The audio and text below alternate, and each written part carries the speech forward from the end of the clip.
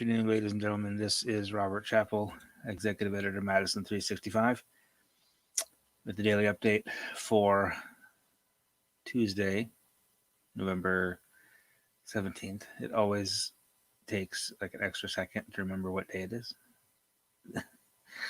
In these, only 8 months into quarantine. Appreciate you being with me today. I have just really pretty terrible news today. And that is that we have 92 deaths to report today. Now, as I've mentioned before, the number of deaths we report in a day is not the number of people who died that day, right? It takes a week to 10 days for a death to make its way through all the appropriate channels to make it into the DHS data set, right? Which, in a way you could think of that as it's not quite as bad as it seems, because those are people who have, if it was 92 people who died in one day, that would feel really bad. But 92 are kind of over the course of a few days, maybe feels a little bit less bad. But on the other hand, you could also say that, the 92 deaths we're reporting today are already like a week old in many cases, which means we don't know how many people are dying today. It's probably more who are dying yesterday, today, tomorrow, who will be reporting a week from today. Now, it's also true that we only have 12 deaths reported each of the past 2 days, Sunday and Monday, which is a little bit typical in that, all that sort of the paperwork that has to happen to have a fatality reported doesn't get done over the weekend. So our death totals are typically lower on Sunday and Monday. So this 92 today could be just a bunch of people who passed away middle and late last week and just didn't get the data processed over the weekend. So this is kind of a catch-up day. So we'll have to wait and see what we get tomorrow. If we get another 92 tomorrow, that's bad news. If we get 30 tomorrow, that's still bad news. But if we get like 30 tomorrow or 20 or whatever, a smaller number, that just means that today was just a weird catch-up day of data reporting. If we get 60, 70 tomorrow, then we know this is it. Like, this is the number of deaths we have now typically. Now, the 92 deaths today put us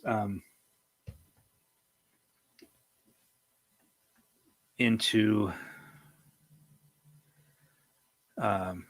past 2,700 to 2,741.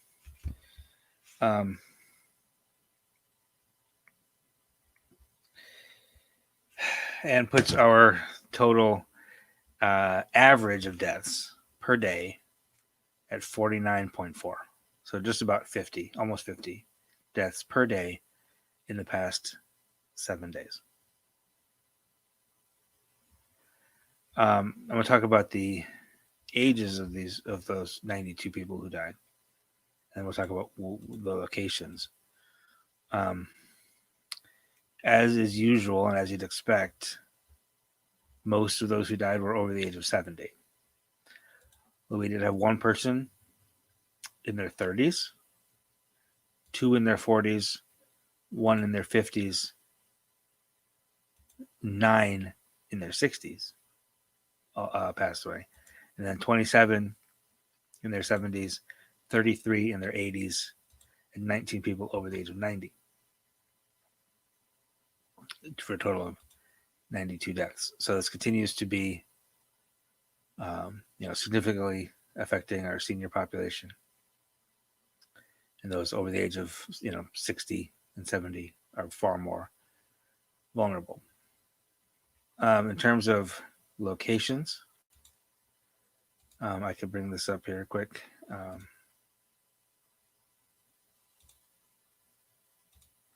Let's do it this way so you can kind of see 14 deaths in Milwaukee County, 6 each in Outagamie and Clark counties, 5 each in Sheboygan and Marathon County, 4 each in Wapaka and Barron County. Now, it does seem that the Barron County, remember I mentioned they had huge numbers of new cases sort of late last week and into the weekend, like 200 something new cases for a couple of days there up in Barron County, which is a sparsely populated county. It does seem that there have been some like nursing home outbreaks up there in Barron County, which, you'd expect to see when you have a nursing home outbreak like that and you have people in their 70s and 80s who are vulnerable. You'll expect to see more fatalities there in Barron County. 4 reported today. And 3 each in Jefferson, Eau Claire, and Dane counties.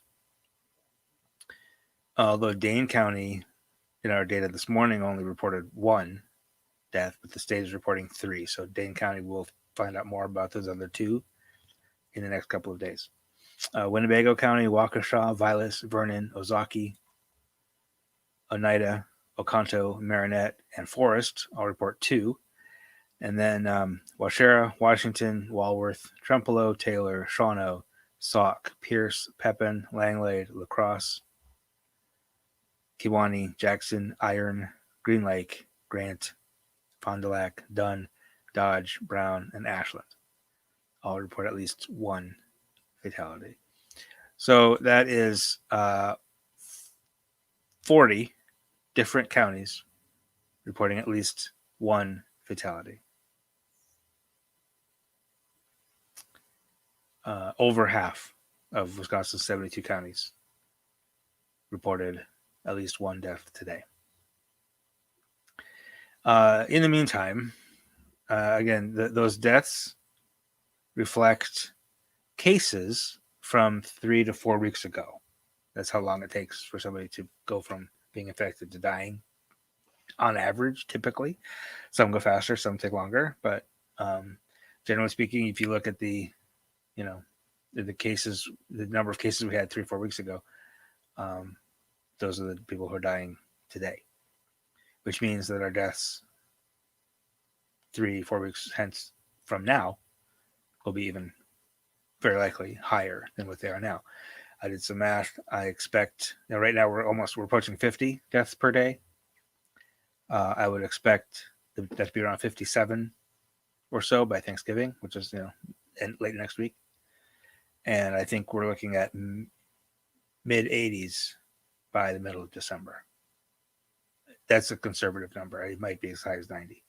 It might be that like today, 92 deaths becomes typical in mid-December. So, and again, because that's reflecting the number of cases we have today, there's nothing we can do about it at this point. I mean, the healthcare system is doing everything it can, and therapeutics and treatments are better than they were 6 months ago, as we've learned, as our healthcare professionals, not we, I say we learned, but it's really the doctors and the nurses and the healthcare professionals who have learned how to better cope with this. I think it's fair to say that the die is a little bit cast right now for December. We can still turn the ship going into January if we change the way we're doing things drastically right now. We'll talk a little bit more about some orders that we'll try to stem that after we get through the numbers here. I'm going to talk a little bit about cases real quick. Then we have a few more statistics for you. If you look at new cases per 100,000, let's go back to the top here. Trempealeau County leads the way. It's these rural counties that are really leading, with the exception of Waukesha County, obviously very urban, but Waukesha County, almost 1,100 cases today. Racine County, pretty urban, 217 per 100,000. But for the most part, these, per capita leaders here are pretty rural. Trempealeau, Sheboygan, Iowa County, Menominee, Burnett, Fond du Lac, Walworth. You have to go quite a ways down to get to like Dane County at 127 per 100,000 residents. Again, these are new cases today per 100,000 residents. And this is not cumulative number of cases. So where it's spreading right now the most in terms of per capita population, it's in those rural counties. If you want to look at total number of cases, I think this might be the first time Waukesha County has the most raw number of cases. Although, and again, you get these top 2 or 3 here: 1,100, 846, 707 in Dane County. Then it drops off pretty quick. You got Racine County, Sheboygan County over 400, Brown, Walworth, Fond du Lac, and Kenosha over 200. But that's a lot, and it is it is a little bit concentrated in that sort of southeast part of the state right now. Just today, I should say right now. I should say just today, Waukesha, Milwaukee, Racine. But it is pretty spread out. Every county reports at least one case today, which is has become typical. Okay, I'm gonna get rid of that. Now, a couple other stats for you, then I'll take any questions. If you have questions, drop it in the comments. I'm happy to answer any questions that you have or try to. Let's talk a little bit about 7-day averages, because it's always best to talk about averages over time and trends over time, because any one day, as I mentioned, talking about the death reporting, any one day could be just an outlier or an aberration or a weird data glitch or whatever. If one day is really high or really low, could be due to testing, could be due to reporting, whatever. So we like to look at the 7-day averages. The 7-day average of positive test rate actually went down today for the first time in a while. Like, it went down significantly.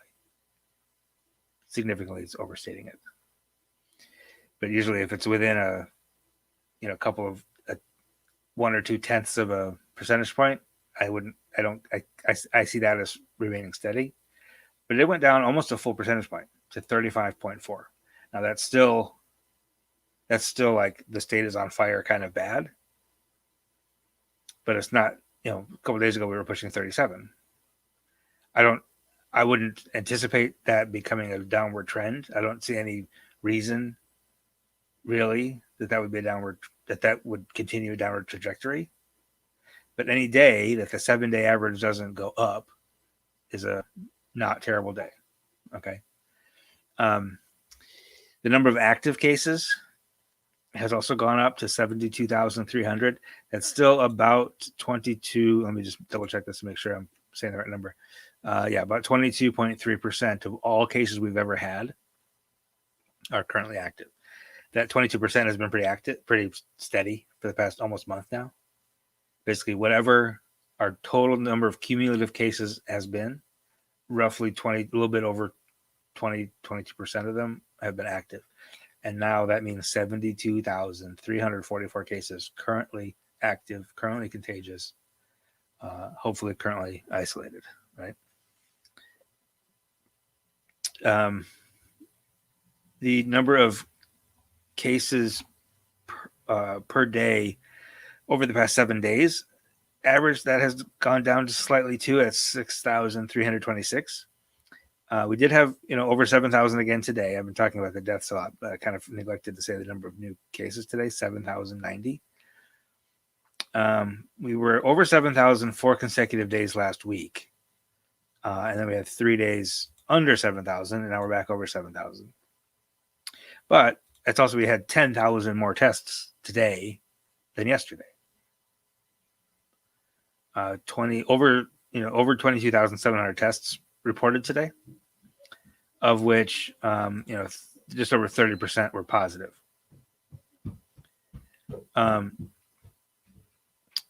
So that's not great. But but again, anytime you can see an increase in cases that corresponds to an increase in testing, you at least can kind of feel like you can explain it a little bit.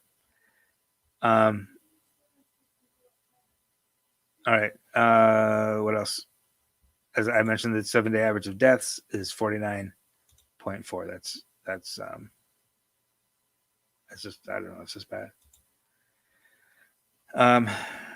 Okay, I think that's all the numbers I have for you. I want to say a few things about some of the government response to these numbers. If you're in Dane County, if you live in Dane County, and you have people over for Thanksgiving, you could be fined $1,000. Dane County has banned all indoor gatherings. Restaurants are still open. Restaurants are still open at 25% capacity. Right? You have to stay within 25% capacity. Schools and childcare facilities are not subject to this order. This order is specifically aimed at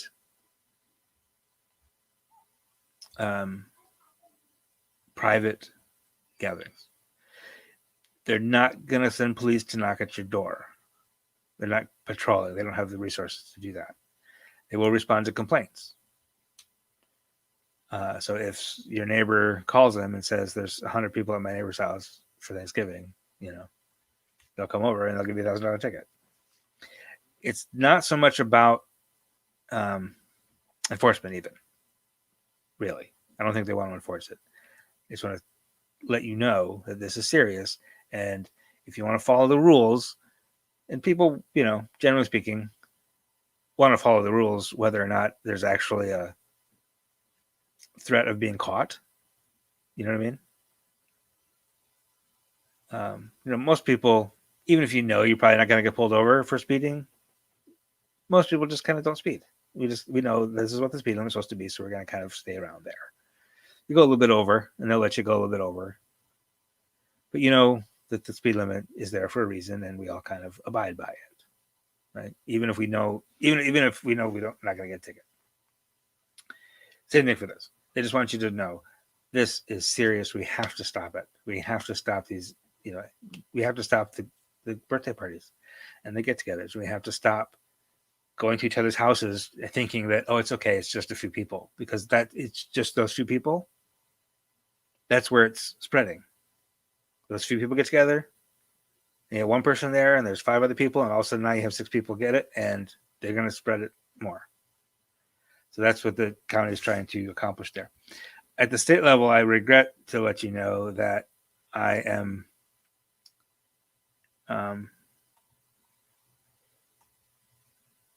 I'm not Catherine. That's I see your comment. Catherine says I have the order in front of me, and it actually does not ban small indoor gatherings, just mass indoor gatherings. That's a very unfortunate bit of wording in the order. And I don't know why they put the word mass in there, because it clearly bans all indoor gatherings with anyone who's not in your household. So it clearly, I mean, when I was reading it, I saw that too. So why are you saying the word mass gatherings? But it's literally, you are not allowed to have people over who are not in your household. It doesn't define mass gathering. It says mass gathering, but I'm trying to see if I can find that language here. You're not wrong, Catherine. I know that it says that, but in the press release and in the announcement,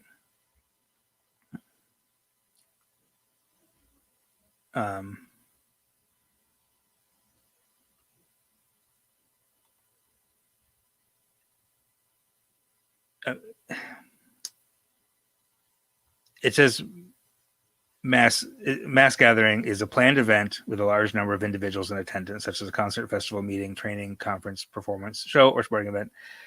Individuals that are members of the same household or living in it do not count toward the mass gathering numbers. A mass gathering inside any property is prohibited. It doesn't say how many people constitute a mass gathering.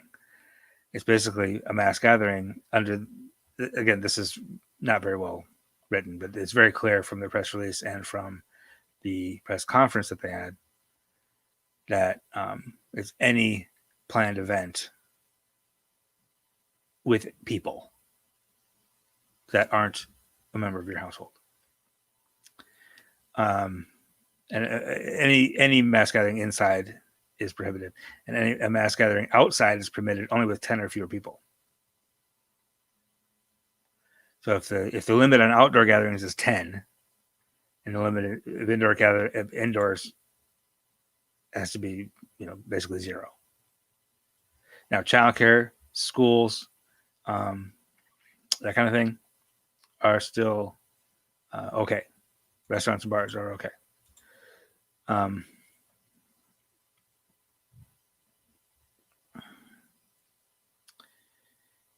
Yeah, and it definitely says a large number of individuals, but I think that's a kind of leftover from previous versions of this. This is emergency order number 10. And it's clear that in this case, large number to the county means anybody not in your household becomes a mass gathering. That's the intent. Now, if you got a ticket, I think you could definitely go to court and say it wasn't a large number of people, it was only 6. But the point is, right? Thanks, Catherine Auerbach. Again, and Catherine Blomkirk, you're not wrong. This seems contradictory, and I don't mean to correct you. You're not wrong. The way the order is written, and the way the sort of the announcement about the order is written are different. Are confusing, at the very least. Dane County order says mass gatherings, but it also makes it clear that mass gathering is now, they're considering anything that's anybody outside your household is now considered a mass gathering. Because a large number of people is I got 4 kids. Every day in my house is kind of a large number of people, right? So large and mass are kind of subjective terms, but now what they're saying is indoor gatherings of any size are prohibited. And basically what they're getting at is Thanksgiving, right? A week ago, we had a press conference where they said, please, please, please do Thanksgiving by Zoom. And now a week later, they're saying you have to do Thanksgiving by Zoom, or you can get a $1,000 ticket. And again, they're not going to come to your door. They're not going to seek out violations, but they're trying to signal to you that this is very serious and we have to get a hold of it. And the other thing, what I was starting to get at before those comments came in, and I appreciate the comments, I really do. Before those came in, I was mentioning that there are stuff happening at the state, and I regret that I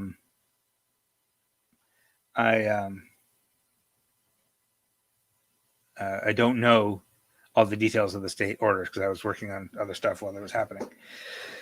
But Governor Evers has drafted 19 bills and has basically offered them to the legislature. And I don't know what they all are. I think some of them have to do with relief, like financial relief. And others have to do with restrictions and incentives and stuff. You'll remember back in April,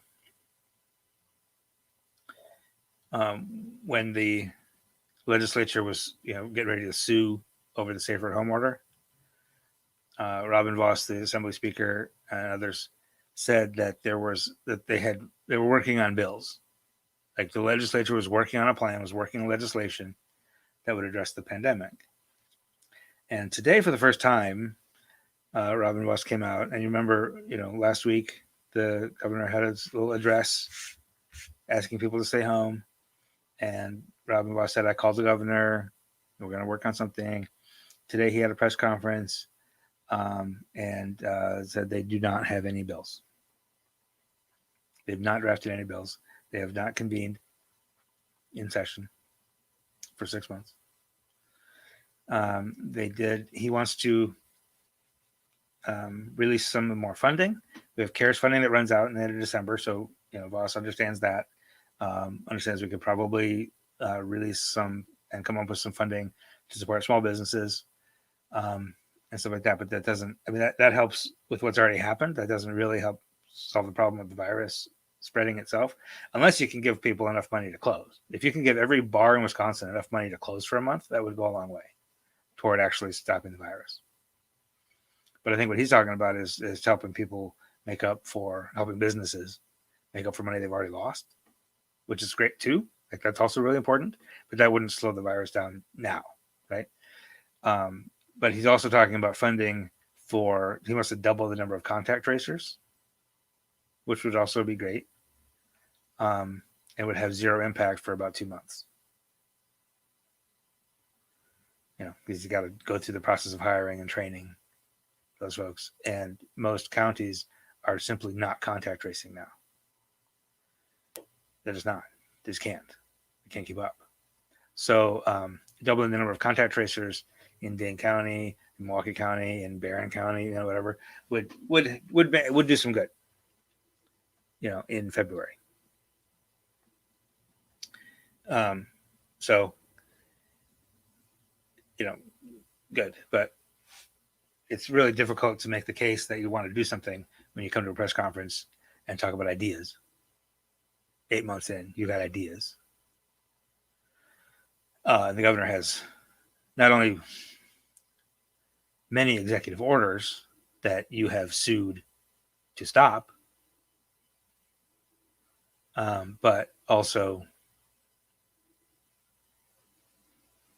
19 bills for you to consider. So, here's hoping that at least this is a little bit rhetorical, a little bit political.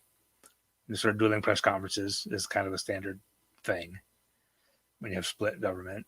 So, here's hoping that this is at least as irritating as those dueling press conferences are. Perhaps it's the first step towards something, right? So maybe by the end of this week, we'll have people actually sitting at a table trying to hash something out. Fingers crossed we get that. It will be it'd be very nice if this wasn't just at the county level. Dolores asks, is this just in Madison, referring to the ban on indoor gatherings? It's Dane County, so Madison area. If you're outside the Madison area, you don't have to worry about that. Rock County did institute something similar.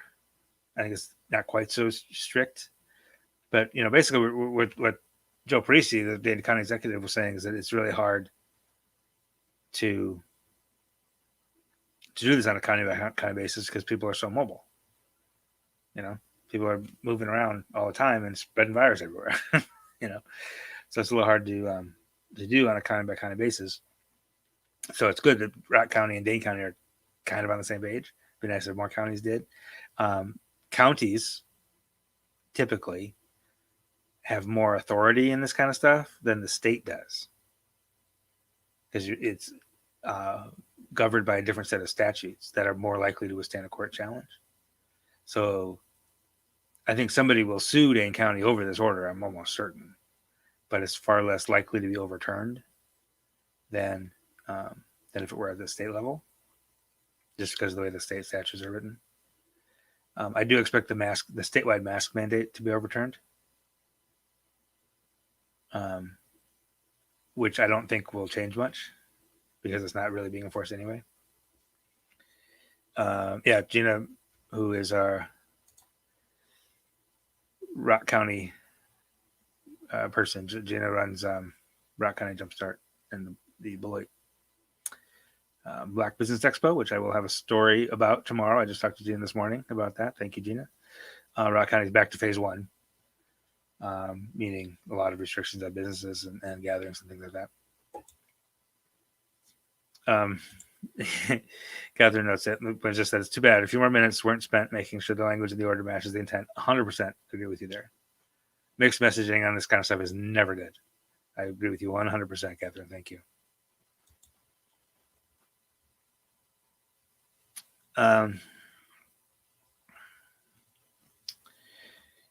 Okay, what else do I have for you today? I think that's all I have. That's all the coronavirus news for today. It's bad. It's not fun to talk about. A couple of other things that I'll mention that we have coming up for tomorrow. If you want to watch the website at Madison365.org, I mentioned the um, Black Business Expo week coming up in Rock County in Beloit that Gina is running. I talked with Gina this morning. I have a story about that. We're actually the media sponsor of that event. We're very proud to be. So we'll have a story on that up tomorrow morning. Also, we have a story from our Shazad Malak, who is a contributor every once in a while who writes something for us. He was actually a reporter, literally like a war zone reporter in Pakistan for a long time, and then he's now living in Madison and writing for us occasionally. And he's got a story on the fact that Black people make up 6% of the population of Wisconsin, but only 3% of the faculty at the University of Wisconsin. So it's just really hard for a person. You get a full education at the University of Wisconsin without ever having a Black professor, and why that is and what that means. So he's got that story in. I'm doing a little bit of editing on that today, and that should be up tomorrow morning as well. So good news and bad news both coming up tomorrow morning. Also, tomorrow morning we've got a story on Thanksgiving. The Boys and Girls Club here in Dane County always has a big Thanksgiving dinner for like literally hundreds of people. Like 600 or 700 people come to this thing every year, and it's just a really fun, positive, happy occasion. And of course, that can't happen this year. So they're actually pivoting and they're actually delivering Thanksgiving dinners to hundreds of people. So our editor in chief, Dave Dahmer, has that story tomorrow morning. So keep an eye on those. If that kind of news, both good and bad, and just that kind of community news is important to you, along with what I give you every day here, if that's important to you, I would hope that you would consider making a donation. And here's why. We are a nonprofit newsroom. Right? We're a legit 501c3 nonprofit. So any donation you make is tax deductible. And we every other newsroom to this COVID thing has contracted. We've been laying people off. We've been doing less because less money's coming in. Like nobody's buying ads right now, really. But we have, because we were a nonprofit, we didn't have those sort of profit considerations to worry about. We were able to actually ramp up. We've been doing more content, more coverage. This daily show is new. We have 3 podcasts that we've launched in this COVID period of time. We're doing more stories every day. We're covering more of Wisconsin every day. We expanded our Wisconsin Leadership Summit event from 2 days to 5. So we're really leaning into this because we know that you, the community, needs this kind of news and this kind of information more than ever. So it's also important to us that everybody has access to it, whether or not you can afford it. Right? We're never going to put up a paywall. We're never going to charge money for this news because it's important for the entire community. So what that also means is that we need to rely on donations. Now, right now, Facebook Journalism Project, Knight Foundation, Democracy Fund, Miami Foundation, Institute for Nonprofit News have all teamed up, put together this big pot of money so that if any donation you make right now until the end of the year gets doubled by this Newsmatch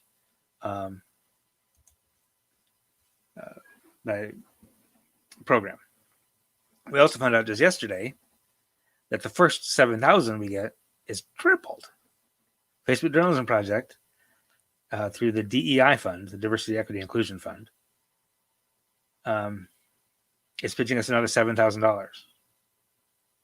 So, but that's a goal. That's like a stretch. That's like a push match. Like we don't get anything from them unless we get 7,000. But as soon as we get to 7,000, they give us another 7,000. So your first $7,000 are tripled, and we're at about, I think we're at about 3,500 right now. So we're about halfway there. So, thank you, Corey. I was just about to. Gene asked where to send donations. Corey puts it right there, Madison365.org/donate. .org or .com, both work. And we have the whole giving system goes through Newsmatch, which is super easy. You can set up as a recurring donation if you want. If you set it up as a recurring donation, if you want to do $10 a month, they'll actually match the whole year's worth. So if you set it up as $10 a month, you'll actually only give us $20 this year, November, December. But they'll actually give us $120. So that's a pretty good deal. So that's my pitch for today. I appreciate you indulging me with that pitch. Again, all the donations are tax deductible, and they all go straight to producing community news. The bulk of what we pay for are the reporters who are out in the community doing the work. And I'm going to let you meet some of those guys and ladies. We're going to try something. And on a Thursday at 9 a.m., we have 2 editorial staff meetings every week, where it's the editors and reporters talking about the stories, where we're at on each story that we're working on, give out new assignments, all that stuff. We do one of those on Tuesday afternoon and one on Thursday morning. And we're actually going to invite you into our staff meeting on Thursday. So the 9 a.m. Thursday staff meeting is going to be broadcast on Facebook Live and on YouTube and on Periscope. And so you can kind of just get a little glimpse behind the scenes, but also, feel free to pitch us your story ideas. If you got something you want us to do a story on, drop in the comments and we'll do that. So, but that's where the bulk of the money goes, because those guys are professionals and we pay them, and we pay our interns, and we pay, we use a lot of vendors, and, especially people of color vendors, and all the services that we do, and just the, to keep the lights on and keep the website up is all important, but the bulk of our budget is for the people who do the work out in the community every day. So come by Thursday morning and meet some of those folks. That's all I have for you today. I really appreciate your staying with me today. And I hope you have a good afternoon. And we will see you again tomorrow.